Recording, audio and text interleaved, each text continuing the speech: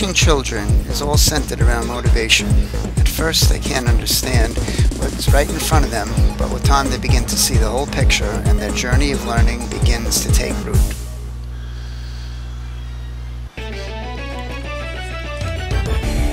Each step of the way, children need good motivation. Little bits here and there all add up to a motivated, self-confident student in the end.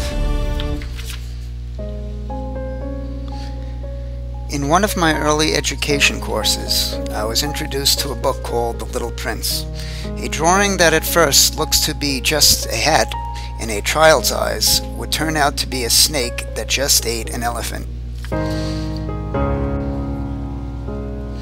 Children love to use their imaginations. When students in my class show me a drawing, I sometimes have no idea what it is that they drew, but they sure do.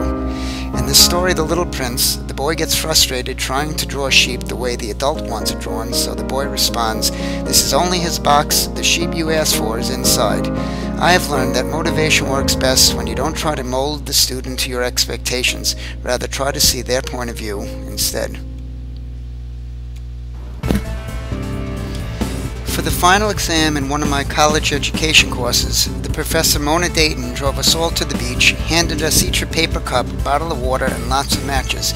She said, "Your final exam in my course is to get water to boil inside the paper cup." Some students got water to boil in an empty soda can, but by the time they poured it into the cup, it wasn't boiling anymore. Finally, one student put the paper cup right on top of the hot coals. The sides burnt down to the water level, and to everyone's amazement, the water began to boil. Children and adults learn in time that it's the journey, not the destination, that's important. The fun lies in trying to solve puzzles. Once you know the answer to a puzzle, the magic motivational energy is gone. This 9 dots puzzle is my favorite motivational exercise at the beginning of each new school term. There are 2 rules for this puzzle. First, you cannot lift the pen off the paper, and second, you can only draw 4 lines total. In the first attempt, many students use 4 lines, but they discover that 1 dot is left out.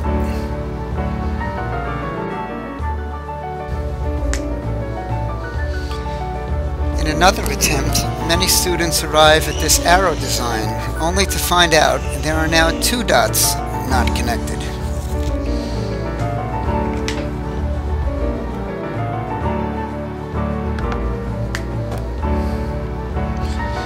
By now, most students have given up, only leaving the truly motivated and determined ones. Here's where the quote, "think outside the box" comes into play. To solve the puzzle, you need to extend 2 lines outside the imagined borders, and the solution becomes clear.